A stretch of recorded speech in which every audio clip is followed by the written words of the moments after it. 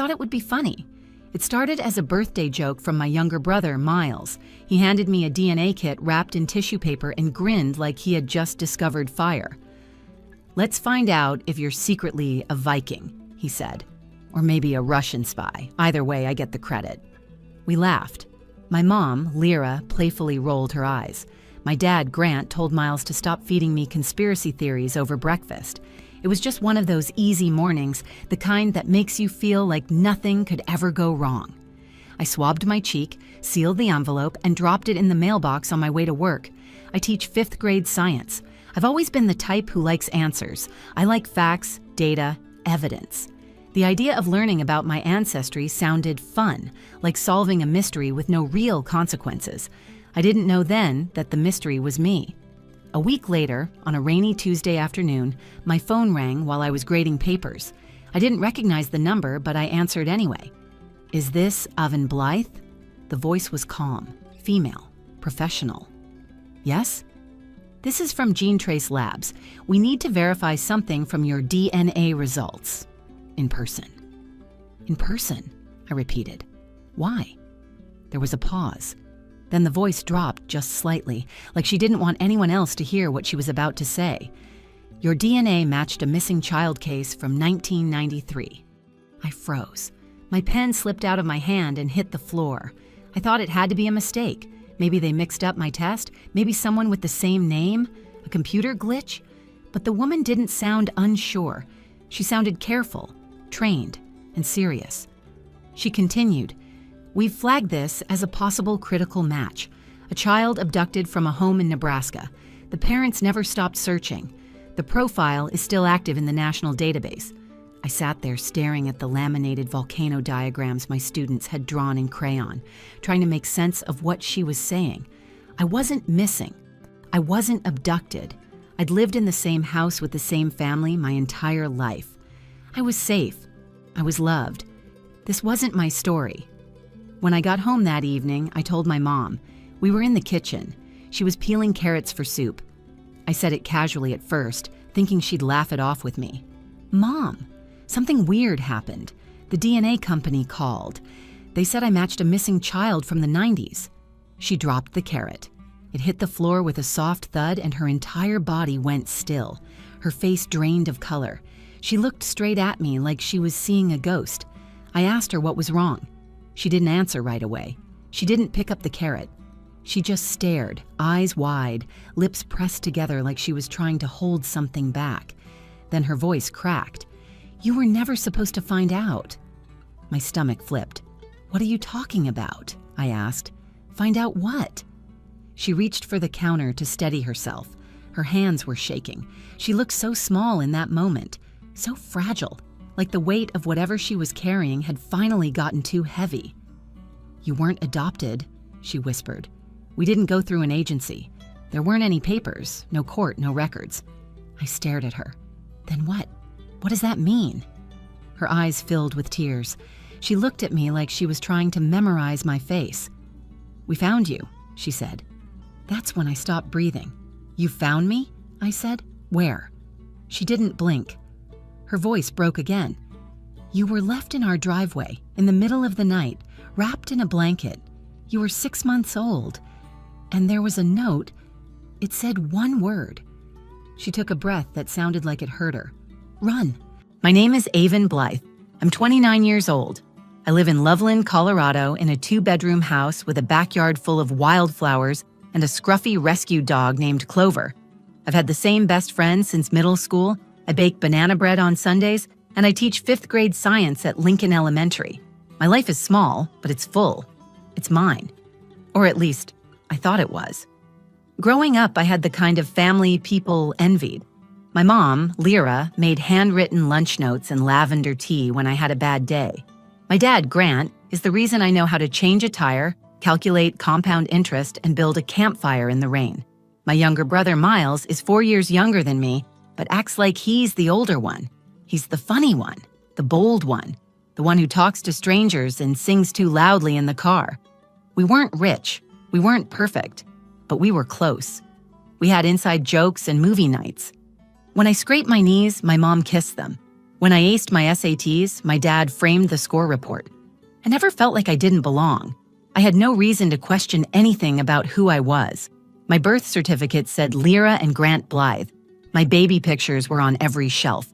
My childhood was filled with memories that felt solid and real. Camping trips to Rocky Mountain National Park, science fairs, Christmas mornings with matching pajamas. So when Miles gave me the DNA kit for my birthday, I didn't hesitate. It felt like a quirky gift, a fun thing to do together. We joked about who might come back with Neanderthal genes. I swabbed my cheek and popped it in the mail. It didn't feel like a door. It felt like a toy. A few days later, we were sitting around the kitchen table, eating waffles and arguing about whether Pluto should still count as a planet. Miles was scrolling through his phone and said, "You think they'll find out you're descended from ancient royalty?" I laughed. "I'll settle for mildly interesting." Mom smiled from the stove. "You'll be interesting no matter what your DNA says." Dad grunted from behind his newspaper. "Long as it doesn't tell us she's related to politicians, we're good." We all laughed. It was a normal morning. I didn't know that was the last morning before everything changed. Even now, I keep thinking back to how ordinary it all was. The mugs on the table, the smell of maple syrup, the scrape of chair legs against wood. There was no thunder, no warning, just a phone call that cracked everything open. After I told my mom what the DNA company said, she fell apart so fast I barely recognized her. I had always seen her as gentle but strong, the kind of person who carries everyone else's pain without showing cracks. But that night, she crumbled in front of me. We sat in the kitchen for hours, neither of us saying much. She made tea she never drank. I asked the same question 3 different ways, trying to make it make sense. "You found me? What does that mean?" She wouldn't look me in the eye when she answered. "Your father and I woke up to a noise on the front porch. We thought it was raccoons. It wasn't. It was you." She said I was wrapped in a yellow flannel blanket. I was wearing a pink onesie, crying softly. There was a note pinned to the fabric. 1 word: run. My dad called the police. They came, took pictures, collected the note. But there were no reports of a missing baby, no witnesses, no car scene. No one came forward. Eventually, the case went cold. And my parents, if I can still call them that, were left with a decision. They didn't plan it. They didn't steal me. But they kept me. They never legally adopted me because there was no one to adopt me from. No file, no family, just me showing up like a ghost in the night. My mom said she kept waiting for someone to knock on the door. That first week, she didn't sleep. She kept me in her arms every second. She was terrified I would vanish just as quickly as I'd appeared. But no one ever came. The police said it could have been an abandoned baby, an illegal drop-off, maybe a scared teenage mother, maybe worse. They didn't have answers, and eventually they stopped asking questions. My mom and dad didn't. Instead, they gave me a name, a home, a family. They raised me like I was theirs because, to them, I was. For 29 years, that was my story. I was their daughter, full stop, no footnotes, no shadows. But now, that story was cracking. Now there were questions I couldn't ignore. Now there was a woman on the other end of the phone saying I might be someone else entirely, and the worst part?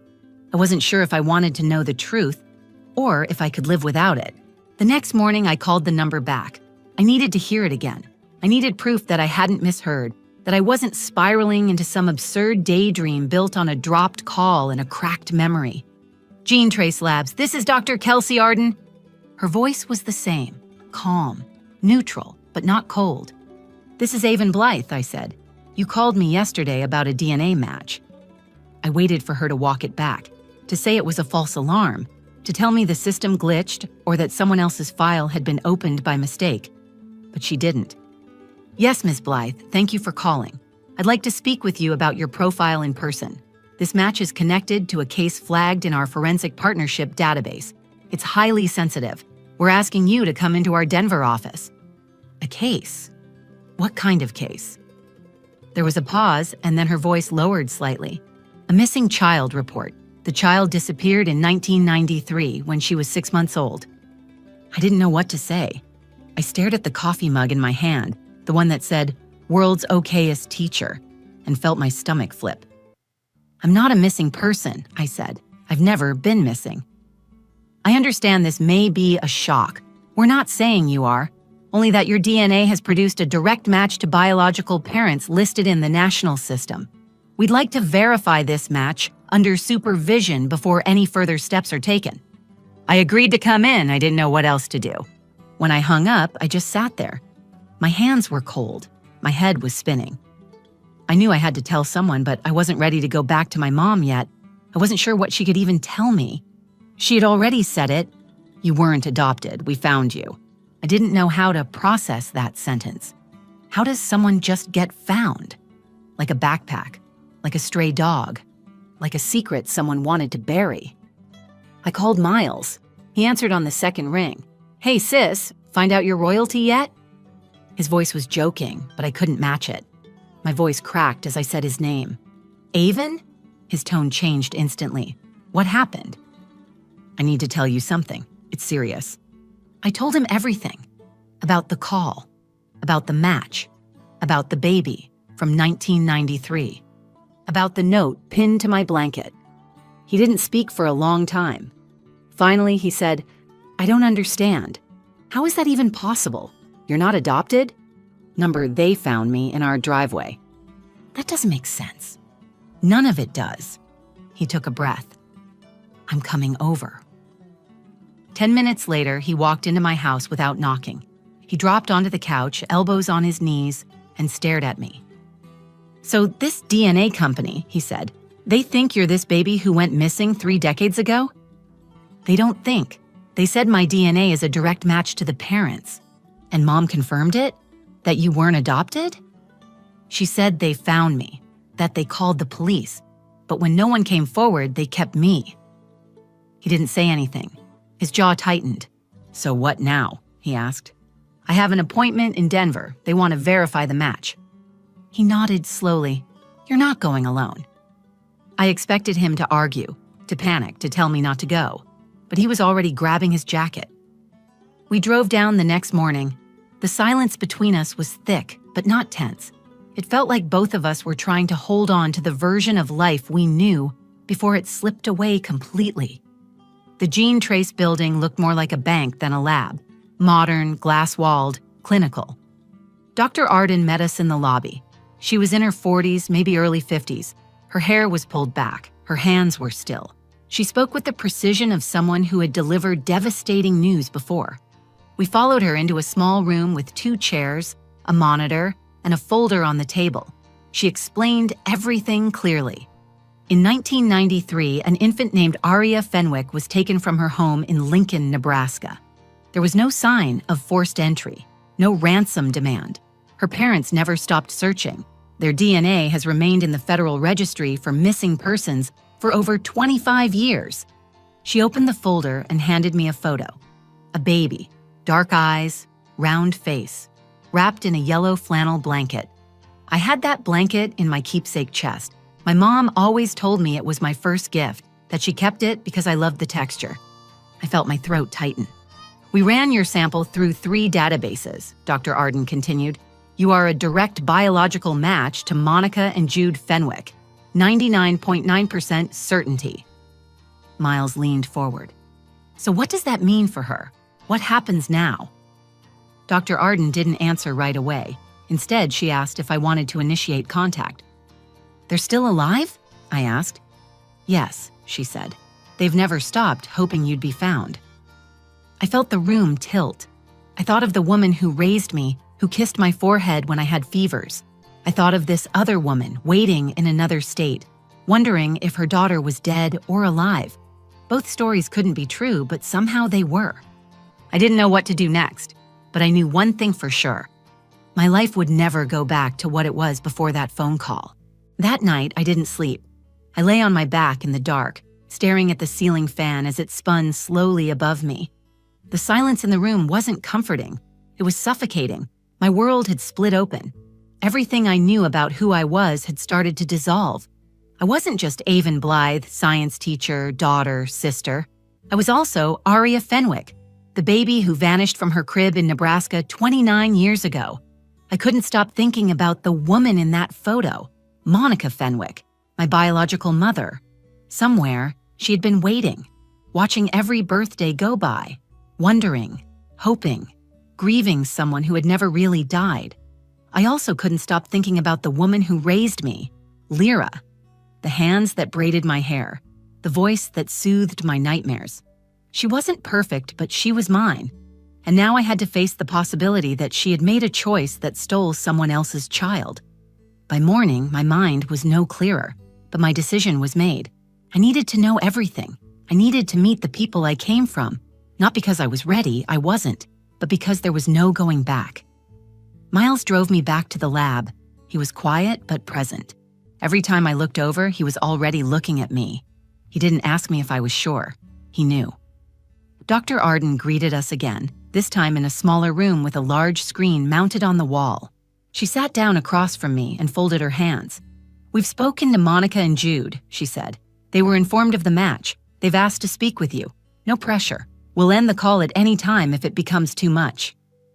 I nodded. My hands were cold. I pressed them between my knees to stop the shaking.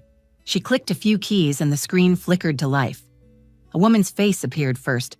Monica. She looked tired but alert, like someone who hadn't slept in years but refused to shut her eyes. Her hair was dark, streaked with gray. Her eyes matched mine exactly. She covered her mouth the second she saw me. Her shoulders trembled and she whispered something I couldn't hear. Then a man appeared behind her. Jude. His jaw clenched the way Miles's had. His eyes were red, but he didn't cry. He just stared, frozen, like he was afraid to blink. Neither of them spoke right away. I didn't either. Then Monica leaned closer, almost like she was trying to touch the screen. "Your eyes," she said softly. "They haven't changed." I opened my mouth to speak, but nothing came out. I couldn't tell if I felt like I was floating or drowning. Dr. Arden guided the conversation gently. "Avon, this is Monica and Jude Fenwick. They are your biological parents." Monica wiped her eyes and smiled, even though her hands were shaking. "You don't have to say anything. I just wanted to see you. I've imagined this moment for so long. And you look just like your grandmother. She was beautiful, too." Jude finally spoke. His voice was quiet but firm. "We don't want to take anything from you. We just want to know you're safe, that you're happy. We've lived in the same house all these years in case you ever came back. We never changed the number, never changed our address. We left the porch light on every night." I didn't know how to respond. Couldn't look away from them, but my heart was pounding. "I'm sorry," I said, though I didn't know who I was apologizing to. "I didn't know. None of this makes sense." Monica nodded. "Of course it doesn't, but we're here, and we're not going anywhere." The call ended after 20 minutes. Dr. Arden asked if I was okay. I nodded, but I wasn't sure. Miles drove us back in silence. When we got home, I found my mom sitting at the kitchen table. She hadn't moved from the night before. The same mug of tea sat untouched beside her. She looked up at me with eyes full of dread. "Did you talk to them?" I nodded. She reached for me. I pulled back. "I need you to tell me everything," I said. "Start from the beginning, no lies." Her hands dropped into her lap. "I never wanted to lie to you," she said, "but I was afraid." "Afraid of what?" "Afraid someone would come take you away." I sat across from her. My heart was heavy. I was angry, but I also saw how broken she was. She told me everything. About the night they found me, about the note, about the police investigation, about how, over time, the silence made them believe that maybe I was meant to be theirs. "I know it was wrong," she said, "but I couldn't let you go." That night, I wrote in my journal for hours. I didn't know how to forgive yet, but I knew I didn't want to hate her. I also knew that I wanted to know Monica and Jude, not as strangers, but as people who had waited for me, who had never stopped searching. I didn't belong to just one family anymore. I belonged to two, and it was time to stop running from that truth. 2 weeks after the video call, I flew to Nebraska. Monica and Jude had offered to come to me, but I said no. I needed to go there. I needed to see the place where everything started, where everything was taken, and maybe where something could be returned. Miles insisted on driving me to the airport. As we pulled up to the curb, he parked instead of dropping me off. "You sure you want to do this?" he asked. "Number? But I'm going." He nodded. "Good. That's what you do when you're scared. You go anyway." He reached into his jacket and handed me a folded paper. In case you forget who you are. It was a photo of us at age 10 and 6, covered in mud, holding frogs and grinning like lunatics. Mom had taken that photo. I didn't know how to explain to him how much it meant that he saw both sides of me and didn't ask me to choose. When I landed, Monica and Jude were waiting outside baggage claim. They didn't run to me. They didn't cry. They just stood there, cautious, open, and silent, until I walked toward them. Monica stepped forward first. "Hi, Avon," she said. "Or Aria. Or whichever name you want to be called." "Avon is okay," I said. "That's who I've been." She nodded. "It's nice to meet you, Avon." She didn't hug me, neither did Jude. We all seemed to know it was too soon, too fragile. But as we got in the car, I saw Monica's hand reach back from the front seat and rest on the center console, halfway between us.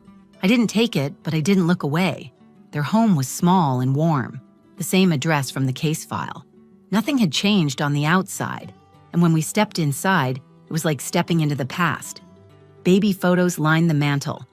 A crib stood boxed in the corner of the guest room, a pink blanket folded carefully on top. Monica saw me looking. We couldn't throw anything out. It felt like if we did, we were saying goodbye, and we never wanted to say goodbye. They made dinner, grilled cheese and tomato soup. Apparently, it was my favorite as a baby. I didn't remember it, but I ate it anyway. We sat at the table, talking carefully. They asked about my life, my work, my dog. They laughed at my stories about Miles and my students. I asked them about their lives, too. They were kind, but I could tell they had stayed frozen in time, waiting for a future that never arrived, until now. After dinner, we sat in the living room. The air felt heavier. "There's something we want to show you," Jude said. He pulled out a box and opened it slowly. Inside was the original police report. Newspaper clippings, flyers, the blanket, and the note. I had seen photocopies from the lab, but seeing the real thing was different. The paper was yellowed, worn. One word written in hurried black ink: "Run." "We don't know who wrote it," Monica said. "We never found out, but the police think it was someone who cared, someone who wanted you safe. Maybe the person who took you wasn't the one who left you." I picked up the note and turned it in my hands. My mind raced. Was it my birth mother, a neighbor, someone who saw something and didn't know how to report it? There were no answers in that box, only pieces. But one piece mattered more than any of the rest. Monica pulled out a photograph. It was taken in the hospital the day I was born. Her face was younger, but the shape of it was mine. Her hair curled at the ends just like mine does in the summer. In her arms, a tiny baby, me. My bracelet tag read, Aria Fenwick, July 24th, 1993. I took the photo. My hand trembled. "You are her," Monica said, not like a revelation, but a truth she had never doubted. We didn't speak after that for a while. The three of us just sat in that quiet room surrounded by nearly 30 years of loss and hope. Finally, I stood. I walked over to Monica, and this time I reached for her. She didn't say anything. She just pulled me into the kind of hug that only a mother could give, tight, full of breath and sorrow and joy all at once. Jude joined us. His arms circled both of us. For a moment, I was in the center of a family I had never known, yet somehow it felt real. It didn't erase the years. It didn't undo the pain, but it created something new, a bridge. That night, before I went to bed, I called my mom. Lyra answered on the second ring. "Hey," I said, "are you okay?" "Yeah," I said, "I think I am." And for the first time in weeks, I meant it. When I came back from Nebraska, nothing looked different, but everything felt different. The walls in my house were the same. My classroom was still covered in solar system models and glitter from a failed science fair experiment. Clover greeted me at the door like always, but I was changed. I wasn't just Avon Blythe anymore. I was also Aria Fenwick, and somehow I had to learn how to live as both. I started therapy a week later. My counselor, Sarah, asked me a question in our first session that caught me off guard. She said, "Who are you if you stop trying to protect everyone else's feelings?" That question stayed with me. For so long, I had worried about hurting my mom, about betraying the people who raised me, about overwhelming the people who waited for me. But I had never stopped to think about what I needed, what I wanted to do with the truth. I kept visiting Monica and Jude. At first, just phone calls and short weekend visits. then longer trips. I walked through the park where they used to take me when I was a baby. I sat in the church pew where they held vigils for me every year on my birthday. I saw the scrapbook they made after every holiday they celebrated without me, always leaving a blank space labeled Aria's page in case I ever came home. It broke my heart and healed it at the same time. I also spent more time with my mom and dad, the parents who found me, who raised me, who loved me even when their love was born in fear. I didn't forgive them overnight. There were things I still questioned, things I struggled to accept, but I could see their pain, and I could see their love. Neither had been fake. One afternoon, I sat in the backyard with my mom. Clover was asleep at our feet, and the wind moved softly through the trees. She looked over at me and said, "Do you hate me?" "No," I said, "but I think I need you to be different now. I need you to stop pretending everything was okay, because it wasn't." She nodded. Her eyes filled with tears, but she didn't look away. "I know, I'm trying." That was enough for me, at least in that moment. Miles stayed my anchor. When things felt too big, he reminded me who I was before any of this. He was the one who joked that he deserved partial credit for solving a 30-year-old mystery by buying me a DNA kit on sale. But the truth is, I had to be the one to open it. I had to be the one willing to see what came next. No one forced me to take that step, and that matters. A few months later, Monica gave me a letter she had written the week after I disappeared. She never sent it. It was folded in the back of a drawer next to hospital bracelets and ultrasound pictures. It said, "If you ever read this, I want you to know that your life matters. Whether you remember me or not, whether you love me or don't, I will always be your mother. You are not lost. You are loved." I cried when I read it. Not because it was perfect, but because it was human. There was no neat ending to this story. No one walked away with every answer. We never found out who left me on that porch. We never learned what happened between the moment I was taken and the moment I arrived in Colorado. Some chapters will always be blank, but not all stories need to be complete to be meaningful. I know who I am now. I'm Avon, I'm Aria, I'm a teacher, a daughter, a sister. I belong to more than one past. I belong to more than one family, and that doesn't make me broken. It makes me whole in a way I never expected. There are still days when the weight of it all catches me by surprise. A familiar song, a scent in the air, a photo tucked in a drawer. But then I remember that I survived a truth bigger than I ever asked for. And instead of letting it crush me, I let it shape me. Now, when I look in the mirror, I see someone braver than before, someone honest, someone who doesn't run from the truth. And when my students ask where I come from, I smile and say, "That's a long story, but it's a good one." Because it is. Even with the pain, even with the questions, it's a good story, and it's mine. If you made it to the end of this story, thank you. This has been the most personal, disorienting, and strangely beautiful chapter of my life. I shared it because I know there are people out there who feel like something is missing, like there's a question no one is willing to answer. Maybe this gives someone else the courage to start looking. If this story moved you, please like the video. Share it with someone who might need to hear it. Drop a comment below. I read everyone, and I'd love to hear from you. And if you want more real stories that go deeper than headlines, subscribe to the channel. There's so much more to come, and I'd love to have you here for it. Thanks for listening. Stay curious. Stay brave.